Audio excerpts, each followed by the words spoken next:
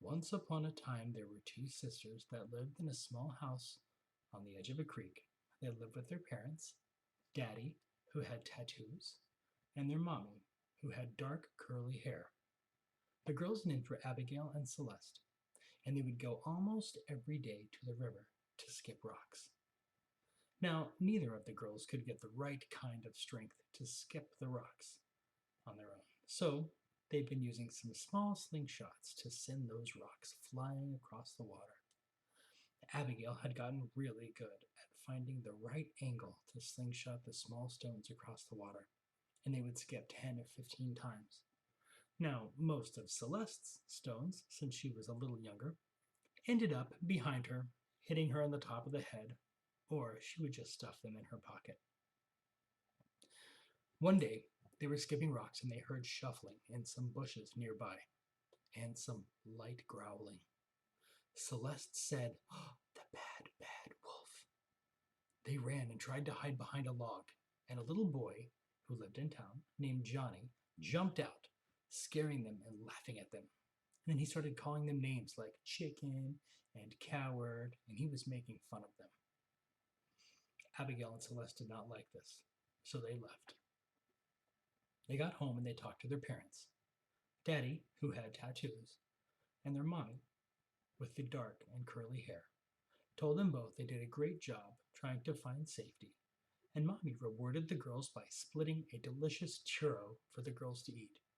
Their parents told the girls they were so proud of them and loved them both. The next day, the girls went to go skip rocks again, and as usual, Celeste had a pocket full of small stones she was collecting, more than she was skipping, and Abigail was singing Princess and Taylor Swift songs wildly off key when they heard the sounds of a loud growling coming from behind some trees. Celeste said, "Oh, the bad, bad wolf," and immediately chased after Abigail to hide in some tall brush. Abigail and Celeste's shoes got wet because the ground was wet and soggy. Little Johnny once again jumped out, laughing even louder, and he told the girls, "I can't believe I got you again. You guys are such a bunch of scaredy cats." Celeste said, "No, you're mean. Go away." Little Johnny laughed loudly to himself, only like a little mean bully would, when he was trying to pretend that something was funny. The little girls walked home, sloshing in their soggy shoes, and they told their parents again.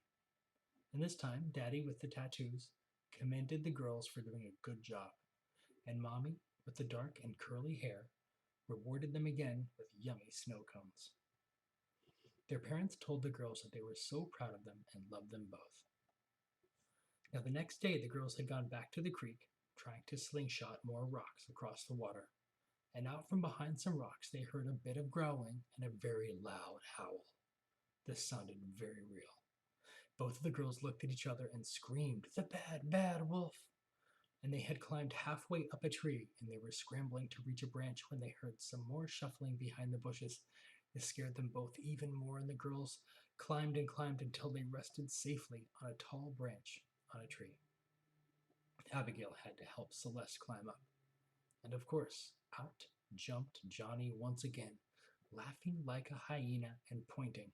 He put his hands under his armpits and began flapping his arms like wings and making chicken sounds. Buck, buck, buck, buck, buck, buck. And then he imitated little girls running and screaming in a high-pitched voice.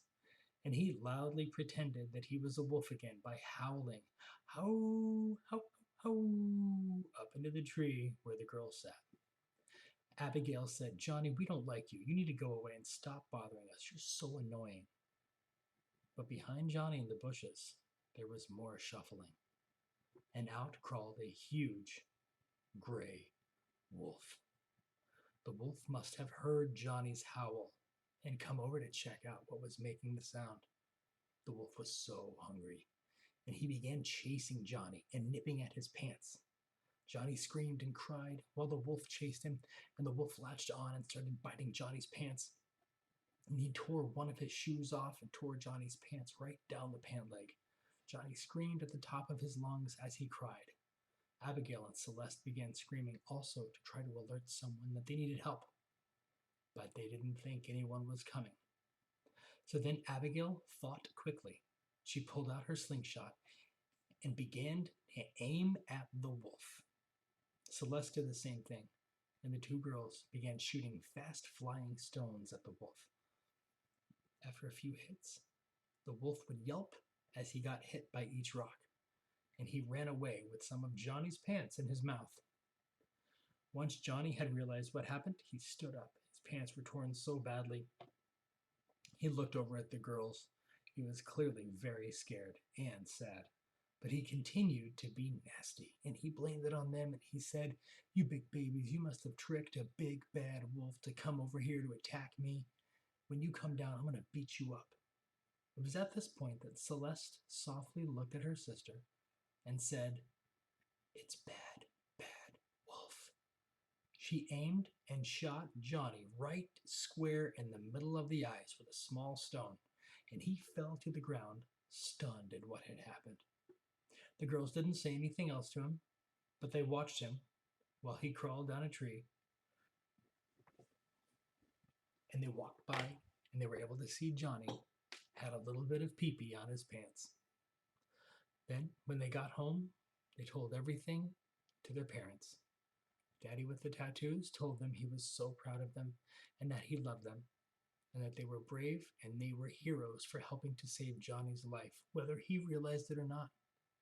And Mommy with the dark and curly hair gave them a yummy fresh pizzelle that was made for young heroes.